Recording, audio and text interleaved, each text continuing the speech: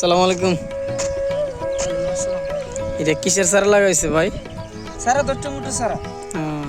এটা কতদিন পরে কূপ দিতে হয়? আপনার সারা লাগাইছি, সারা লাগাও তো 15 থেকে 16 দিন পরে আপনার জমি কত খান আছে 1 বিঘার মতো। কিছু লাভবান হয়েছেন কি না? না, গত বছর লাগাইছিলাম, এবছর লাগাইছি।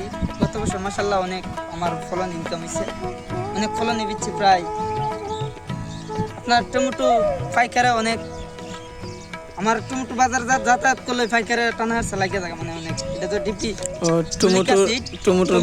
টমেটোর বীজ ভালো নাকি? জি ভালো, এটা অনেক ফলন হতে, অনেক সফলঙ্গ হওয়া যায়, মানে এই অল্প একটু জমিতে অনেক সফলঙ্গ হওয়া যায়।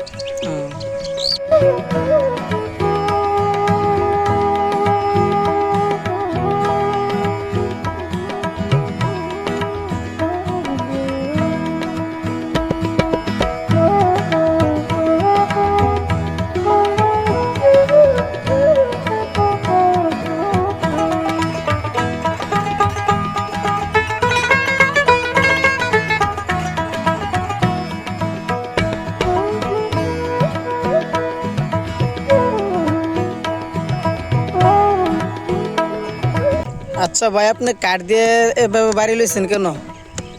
কাঠ দিয়া ভাই বাইরেতেছি, মানে যে বনের যে গুড়াগুলা এটা শক্ত ছাড়তেছে না। ও, আগলা করার জন্য। এখন বাইরে এলে বনটা আগলাও, যেমন এই যে গুড়াটা এই যে।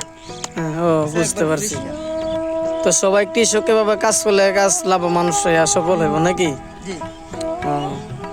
কথা আছে না, যত গুড় অত মিষ্টি। পরিশ্রম করবা ফলন পাইবা। পরিশ্রম ছাড়া ভাই দুনিয়ার কিছু নাই।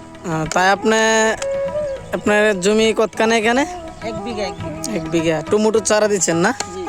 টমেটোর চারা, এইগুলোতে টমেটোর চারা। চারাতে একদম ছোট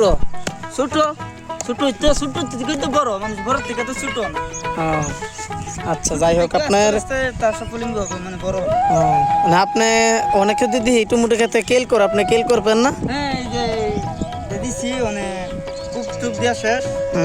বন্ধুর বাচ্চা, তারপর আপনার ইউরিয়া সার, কিছু কেমিক্যাল, বালা কিছু ব্যাংক থেকে পরামর্শ নিয়ে একটু সার সুর দিয়া বাইনা একদিন পর আমরা কেল দিয়ে দিব।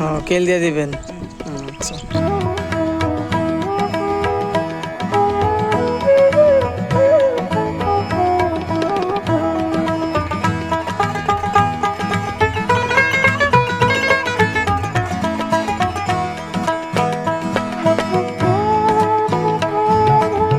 হ্যালো বন্ধুরা, আপনারা আর ভালোবাসার টানে আবারও নিয়ে এলাম নতুন কিছু গাছ।